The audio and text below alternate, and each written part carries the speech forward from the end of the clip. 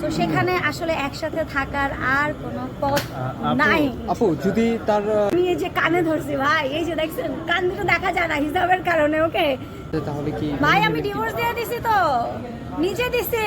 যেই থুতু ফেলা হয় সেই থুতু বর্ষা চৌধুরী নেয় না, এটাই বর্ষা চৌধুরী। তো ওরা অ্যাজ লাইক আমার পেটের বাচ্চা সন্তান, যেটার আমি জন্ম দিছি ইন্ডাস্ট্রিতে।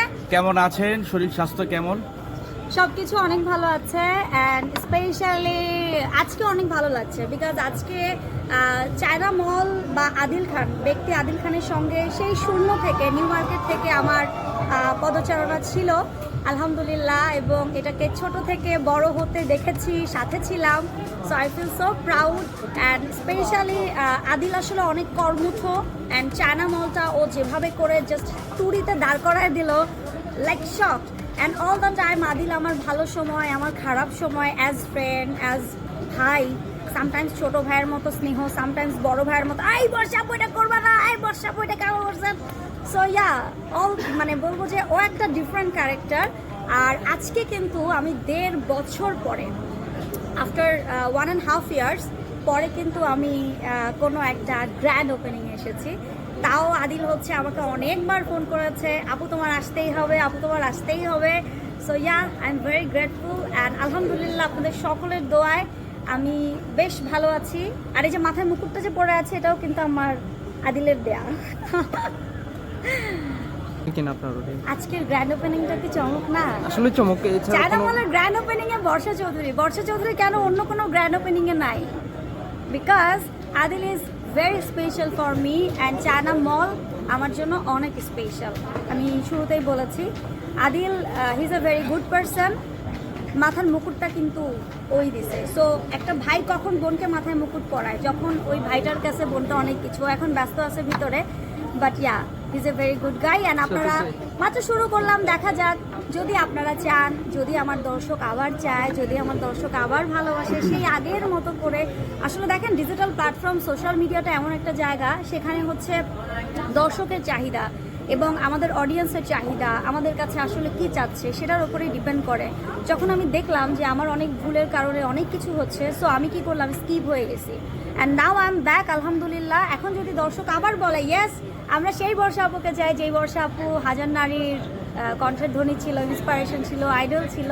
সো ইয়া ইনশাল্লাহ আবার ব্যাক করবো।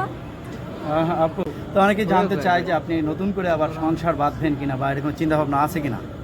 দেখেন বিয়ে শাদী এগুলো হচ্ছে আল্লাহর হাতে, আর আমি এই যে কানে ধরছি ভাই, এই যে দেখছেন কান দুটো দেখা যায় না হিসাবের কারণে। ওকে একটু অ্যাড করতে চাই যে মানে আমার নামের সাথে এই নামগুলো কেন দিতে হবে? এই নাম সো আমি যে কানে ধরছি, I am very happy as a মাশাল্লাহ সিঙ্গেল মাদার হিসেবে খুবই ভালো আছি আলহামদুলিল্লাহ আলহামদুলিল্লাহ আলহামদুলিল্লাহ।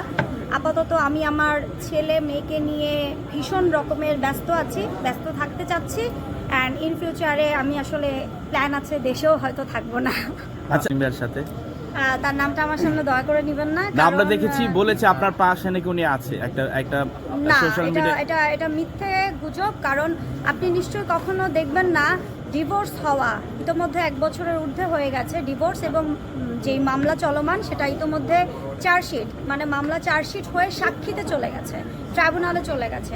তো সেখানে আসলে একসাথে থাকার আর কোনো পথ নাই। আপু যদি তার তাহলে কি ভাই আমি ডিভোর্স দিয়ে দিছি, তো নিজে দিছি। একটা মানুষ তালাক দিয়ে আবার কেমনে নিয়ে আসে? যদি সে ক্ষমা চায় আপনার কাছে? যেই থুতু ফেলা হয় সেই থুতু বর্ষা চৌধুরী নেয় না, এটাই বর্ষা চৌধুরী। আপু পুরন চালে ভাতে বলে, এরকম একটা কথা আছে। না তো সেই পুরন ক্ষেত্রে চালে যদি- ভাতে পারলেও যেই চালটার কথা বলছেন ওই চালটা ভেজাল আছে, ওটা মনে হয় প্লাস্টিক দিয়ে তৈরি করা। আচ্ছা আপু, মুন্না খানের নতুন সিনেমা আসছে তছনছ। আপু এটার সাথে একটু অ্যাড করতে চাই যে মানে আমার নামের সাথে এই নামগুলো কেন দিতে হবে? এই নামগুলো আপনার সাথে জড়িত রয়েছে। মানে আমি বর্ষা চৌধুরী কি ইনাফ না আপনাদের জন্য? আপনার সাথে জড়িত রয়েছে রাসেল মিয়া, আকাশ নিবিড়, মুন্না খান, এগুলা জড়িত রয়েছে।